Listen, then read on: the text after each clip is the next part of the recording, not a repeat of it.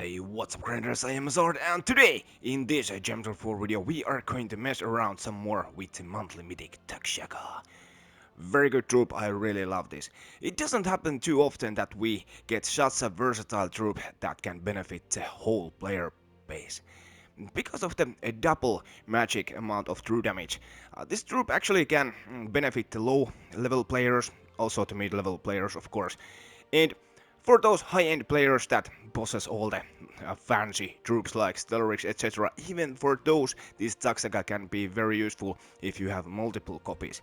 You know, it's so satisfying if you slap Stellarix up top and then triple Takshaka, and because of the rainbow scale trait that creates a ×3 wildcard when your turn begins, it is possible that your Stellarix is up and going before you have even pressed any buttons. It's really nice team, and to be fair, most high-end players really like their teams to go like brr, brr, from battle to battle, and it's really satisfying that you can get your Stellarix going right off the bat without even casting Leprechaun or anything like that. But anyway, today we are going to concentrate some Faerie Fire with this Takshaka troop. Gotta give credit to Anji, who commented in my video that has anyone tried out anything with Takshaka and Glitterclaw. First I was like, what? Glitterclaw? Why? But then I figured out pretty quickly that it's all about the Faerie Fire. So, we are going to go to do some exploring in the Short Edge, and because Short Edge doesn't have any troop that is immune to Faerie Fire, that is the whole thing what we are going to talk about today. So, in the first position, this is for the people who don't have that high of a global magic stats, and we are using Ose's Tome up top. This is a very nice weapon, and this doesn't require you to have any magic at all, actually. This weapon explodes 4 gems for each blue ally and each elemental ally. So we are using a full blue lineup over here, and we are using Elementalist Hero to get a little bit more of those gems exploded. Also, the good thing about this weapon is that it has pretty nice upgrades if we go over here. You gain some life and then you submerge your hero and deal some slight scatter damage as well, but the big deal here is that ice upgrade that creates an ice storm, and this is going to help with overall spamming of this weapon, and of course those blues are going to go to Takshaka and of course Glitterclaw in some cases. So we are dealing that true damage with Takshaka, and that is what we are concentrating in this lineup, and the Faerie Fire mechanic Glitterclaw is going to bring in.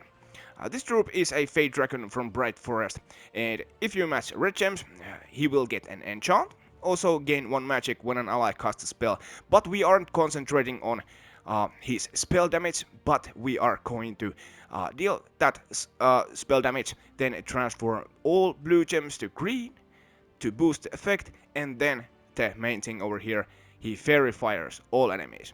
And when a troop is Faerie Fired, they are going to get or take 150% spell damage in.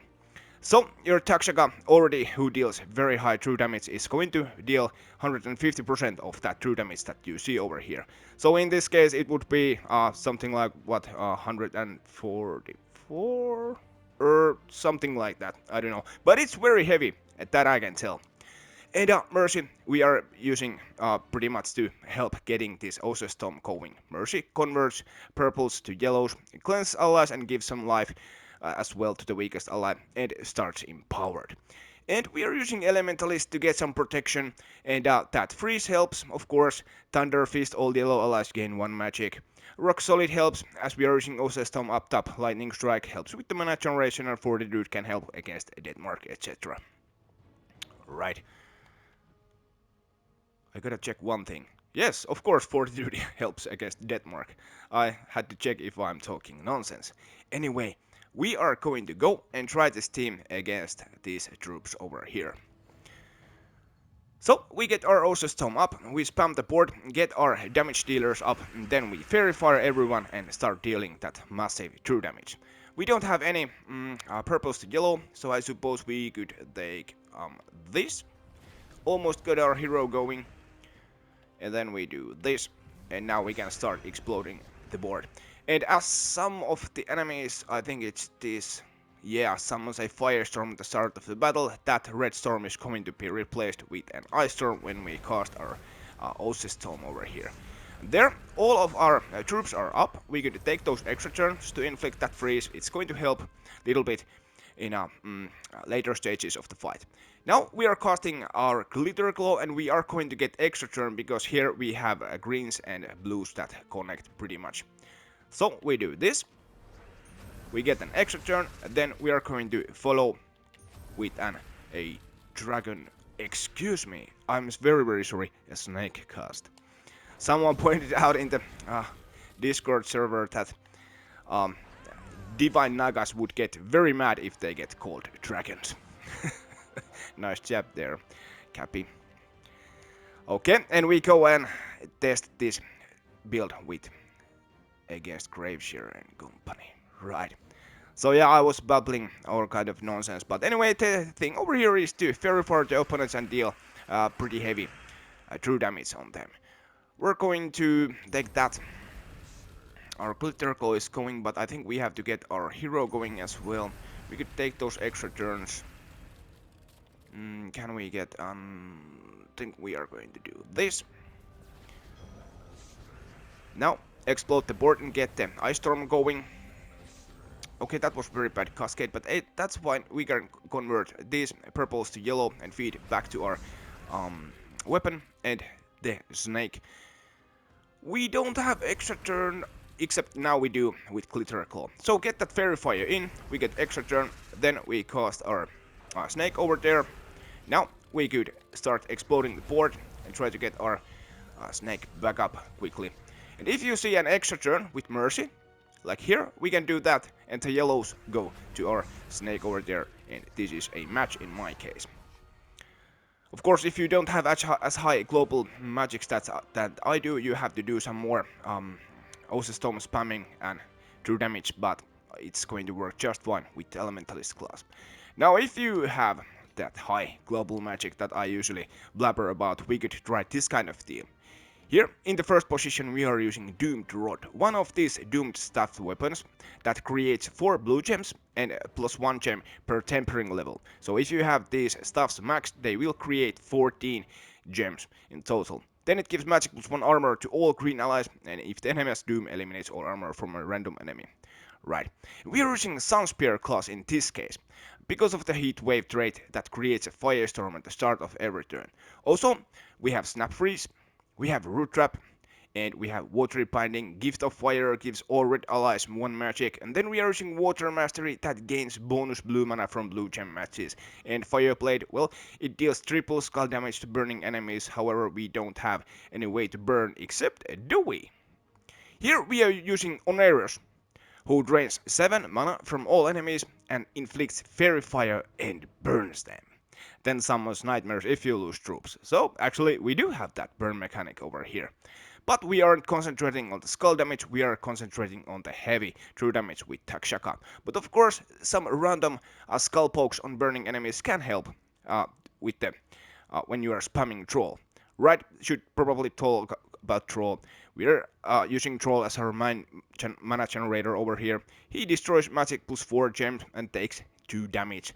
And if there are 13 or more red gems, he will gain an extra turn. That's why we are using Sunspear in the first place, and of course those red gems really help to get Oneiros and Takshaka up. So we Faerie Fire with Oneiros, we deal damage with Takshaka, and if Takshaka doesn't get up with the first cast, then we can cast our Doomed Rod and create those blue gems on already blue heavy board, because Takshaka again creates a mix of 20 blue and green gems. Right, let's go and try this team against Lady Morana and company. So, as troll builds usually go, you want to get that purple match to get troll actually going.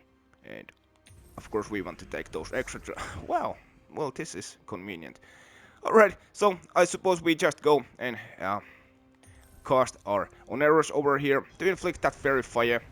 Then we go and cast Shaka over there, and as you can see, now Shaka didn't get up, but we have our Doomed Rod up because of the green gem creation. So we are going to create those 14 blue gems and hopefully get our Takshaka back going. And of course it happened, and this is a match. There. Yeah, very speedy, and of course many of us like to spam troll here and there. Guardian of Law. Okay, this could be problematic. This troop reduces damage from spells by 80%. Also reduces damage from skulls by 40%. So now a proper move probably would be to swap to Elementalist so that we can actually stun this troop, but I like to leave dangerously. Let's go and try. A pretty nasty lineup actually. They have a Queen Jezebel and that Sir Dwayne or whatever it was called. It can summon troops. And on top of that we don't have purple matches, but because of the third trade we do. Let's take that. Then we can take those skulls because they are entangled. Now we are going to spam troll. And then we are going to inflict the Faerie Fire. Let's see if we can keep our turn. I'm going to target that over there. Yes, we got a loop. Now we are going to generate those blue gems on the board. Okay. Then we are going to take another cast over there. Wow, that spell reduction is real. Okay. Let's take that. And then I think we are going to cast Troll. And is this a match? Yeah! Okay, so much about the spell reduction. But anyway, if that worries you, you could always swap to Elementalist and all those extra turns would give you those stuns in. Right, let's check what the boss chest gives us today. Drumroll. Trash. Of course. Alright, hey man, have a happy weekend. And the usual stuff, comment, like, subscribe. Has us off. Peace out.